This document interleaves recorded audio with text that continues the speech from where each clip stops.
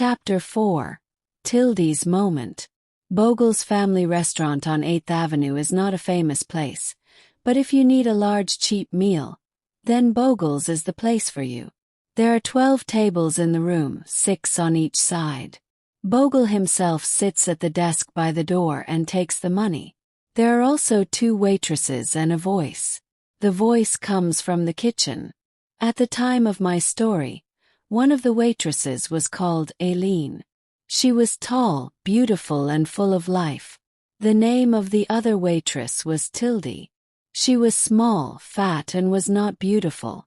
Most of the people who came to eat at Bogle's were men, and they loved the beautiful Aileen. They were happy to wait a long time for their meals because they could look at her. Aileen knew how to hold a conversation with 12 people and work hard at the same time. And all the men wanted to take Aileen dancing or give her presents. One gave her a gold ring and one gave her a little dog. And poor Tildy. Short story. In the busy, noisy restaurant, men's eyes did not follow Tildy. In the busy, noisy restaurant, men's eyes did not follow Tildy. In the busy, noisy restaurant, men's eyes did not follow Tildy. Nobody laughed and talked with her.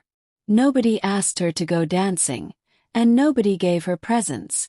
She was a good waitress, but when she stood by the tables, the men looked round her to see Aileen. But Tildy was happy to work with no thanks. She was happy to see the men with Aileen. She was happy to know that the men loved Aileen. She was Aileen's friend. But deep inside she too wanted a man to love her. Tildy listened to all Aileen's stories. One day Aileen came in with a black eye. A man hit her because she did not want to kiss him. How wonderful to have a black eye for love, Tildy thought. One of the men who came to Bogle's was a young man called Mr. Cedars. He was a small, thin man, and he worked in an office. He knew that Aileen was not interested in him, so he sat at one of Tildy's tables, said nothing, and ate his fish. One day when Mr. Cedars came in for his meal, he drank too much beer. He finished his fish, got up, put his arm round Tildy, kissed her loudly, and walked out of the restaurant. For a few seconds Tildy just stood there. Then Aileen said to her, "Why, Tildy, you bad girl. I must watch you. I don't want to lose my men to you." Suddenly Tildy's world changed. She understood now that men could like her and want her as much as Aileen. She, Tildy, could have a love life too. Her eyes were bright and her face was pink. She wanted to tell everybody her secret.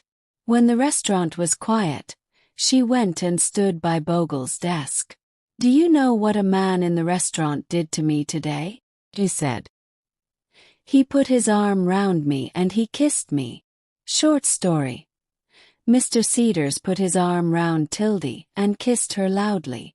Mr. Cedars put his arm round Tildy and kissed her loudly. "Really?" Bogle answered. "This was good for business.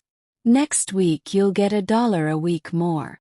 And when, in the evening, the restaurant was busy again, Tildy put down the food on the tables and said quietly, "Do you know what a man in the restaurant did to me today?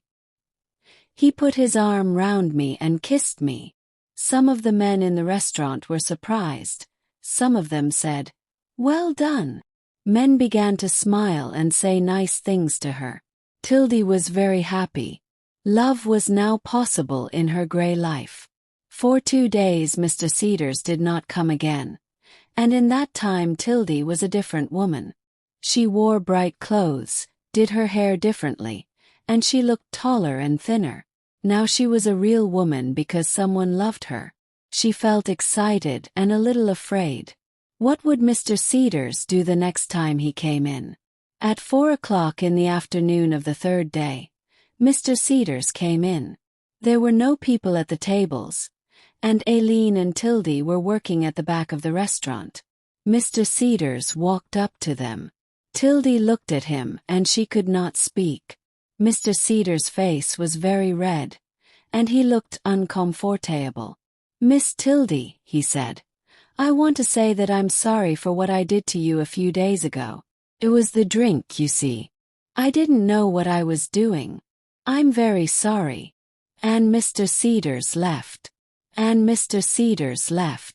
But Tildy ran into the kitchen, and she began to cry. She could not stop crying. She was no longer beautiful.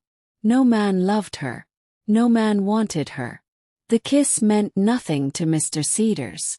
Tildy did not like him very much, but the kiss was important to her. And now there was nothing. But she still had her friend.